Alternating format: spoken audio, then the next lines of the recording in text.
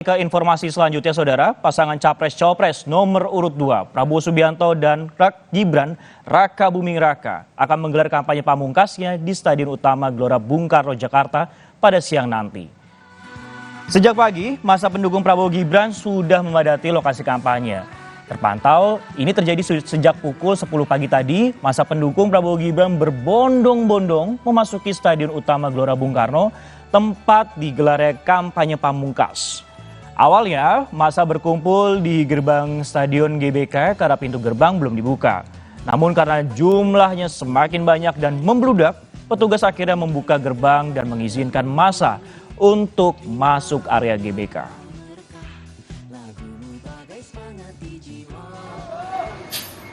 Sementara itu, Saudara, masa yang tergabung dalam Gibran Center dari wilayah Kota Tangerang mulai bergerak ke Stadion Gelora Bung Karno, Senayan, Jakarta. Dengan menumpangi bus, ratusan warga dari Kecamatan Priuk, Kota Tangerang, Banten akan berkumpul guna mendukung pasangan Prabowo Gibran. Dengan mengenakan gelang khusus dan pita kain bendera Indonesia, masa yang didominasi kaum ibu muda ini berharap Prabowo Gibran dapat memenangkan Pilpres 2024. Dan Saudara, untuk mengantisipasi kepadatan arus lalu lintas saat kampanye akbar di GBK, polisi akan memberlakukan rekayasa lalu lintas. Kendaraan dari Jalan Gatot Subroto menuju Jalan Gerbang Pemuda akan diarahkan lurus ke Selipi. Sebaliknya, dari arah Selipi ke Layang Ladok di arah Jalan Gerbang Pemuda akan diminta lurus ke Semanggi.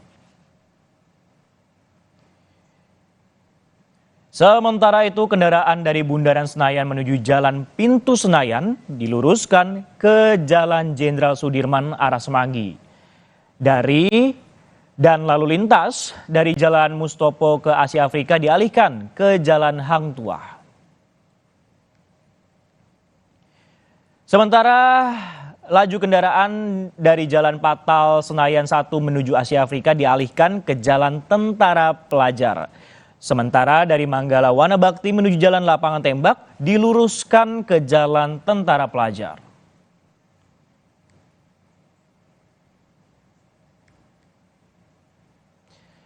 Dan langsung saja kita sapa jurnalis Kompas TV, Jona